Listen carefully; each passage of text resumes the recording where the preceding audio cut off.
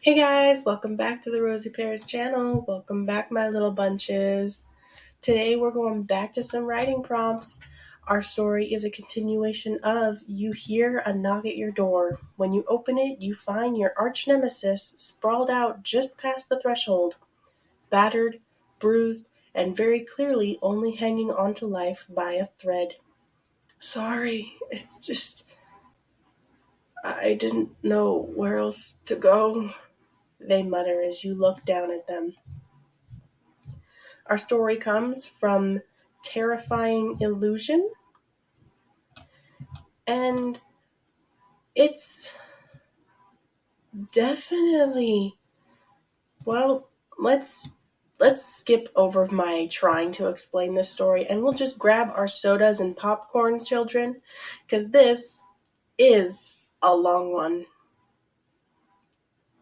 Before I go any further, guys, don't forget to like the video at the end, comment down below letting the artist know how amazing they are at this story, and don't forget to subscribe because I'm going to start posting videos every single day of every single writing prompt I can find.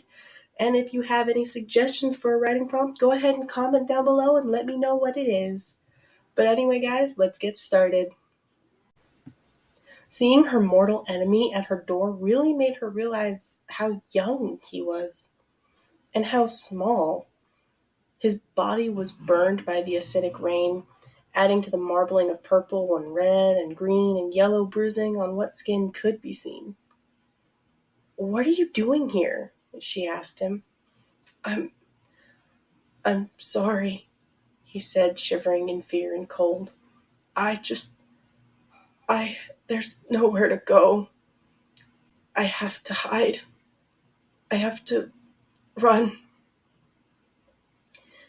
If only to get him out of the storm, she took him by the shoulder and led him inside. With a snap of her fingers, she summoned a couple of her jet-black multi-armed beasts. They all immediately turned their wide-eyed gaze upon him. "No fighting him for you today, little ones," she chided them. "Just whip up a lifeblood soul potion. It's clear that he's been given a hard time, one that we have no business adding to." The creatures whispered among themselves, but busily got to work in the kitchen. As they worked, she sat the boy down on her couch, throwing a blanket over his scrawny shoulders. Were they always this thin? If so, his armor may have been fudging a lot more about him than she thought. "Now, let me see you," she said.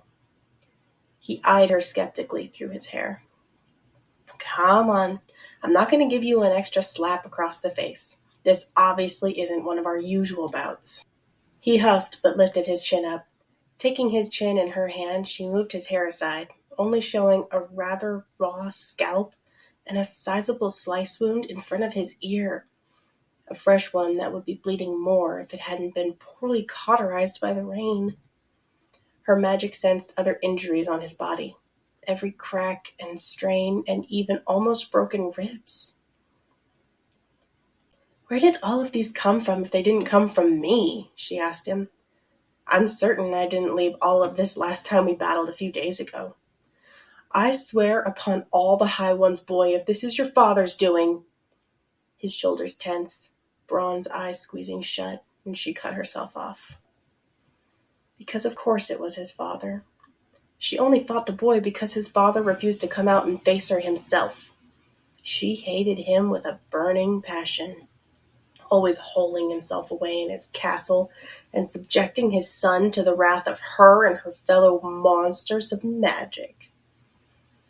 He was terrible to his subjects, too, only keeping them under his thumb by saying the Faerun were truly terrible, constantly murdering each other for the smallest reasons. While fights were common, they were no different from human sport. All the different magics ultimately came together against the humans anyway. It was like any good team comprised of siblings. She sighed. "Sometimes I truly wish he could shoulder his own burdens, little prince. But to take his rage out on his own flesh and blood is unacceptable." "Has he done worse?" He shrank in on himself. No. He might have thought of worse, but he's never done worse, I don't think. Her eye twitched. She'd have to figure out how to search his unconscious memories just to be sure. Humans have their own ways of preventing people from recalling certain things, after all. One of her black servants gave her a steaming mug of the finished potion, swirling white and bright blue like a beautiful sky. She handed it to the boy before standing up. The potion will help. If you feel capable, we shall see to cleaning you and preparing a meal. It seems you sorely need it. And with that and a night's sleep, we can discuss what's happened properly. But why, Saluka? He asked as she was about to leave the room. Why are you helping me? You're one of the most dangerous of the Faerun, aren't you? She looked back at him, her eyes wary. Because, Prince Kendall, in a manner of speaking, you never were the real enemy. It was always the same man who refused to face his own problems with his own sword and his own shield, instead placing his yoke on the shoulders of a boy no older than the average squire, and apparently flogging him when that burden is too much to bear. You may be his child and his most trusted warrior, but you don't truly deserve our wrath. Not like he does. I love this story so much right now. It makes me feel things that I don't like feeling normally. I love a story that makes you feel emotions that you don't normally express in like everyday life. Like I want to kick this guy so hard that to take one of my mom's threats, I want to knock him into next week again and again and again until eventually it's 300 years in the future and I'm still kicking the crap out of him because he does not deserve life. This is just the worst thing. I love how the villain goes from, I can't believe you're here, why are you here, I don't want you here, all the way down to, I am going to kill your father. Because I want to kill his father. I don't like his father. But this is an amazing story. It's absolutely wonderful, and Terrifying Illusion deserves all the love in the world. So go ahead and find them in the description, find their post, and give them all the love because they definitely deserve more than 5 upvotes.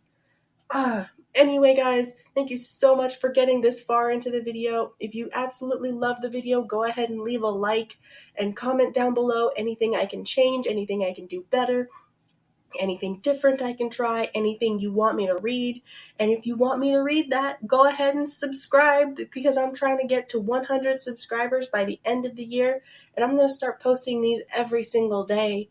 And if you guys have any suggestions on what I should do or what I could try, go ahead and comment because I read every single one. Thank you so much, guys, and I will see you next time. Bye!